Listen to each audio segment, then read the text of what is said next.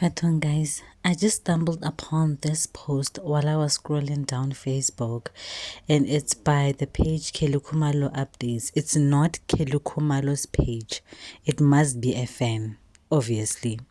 So it's captioned, I see why Besh was crying on the side of the road, before Besh and after Besh. Okay, guys. Ooh, guys, let me tell you something. This girl has always been gorgeous, even when he was with Bash. You know, when they say that people stop trying when they're in a relationship, it's not that they're not trying, it is because they are comfortable.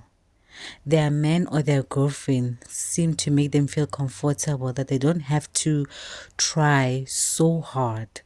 They can be themselves. It's okay if I have short hair, I can like go about my day with my short hair around my man. I can wear those baggy clothes around my man because my man will see me good and my man will see me when I'm sweating. Okay? So you guys are not gonna come for bash like that.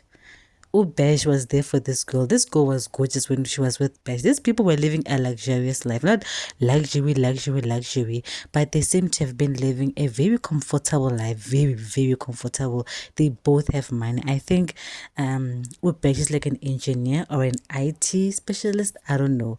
But something to do with like he has a profession.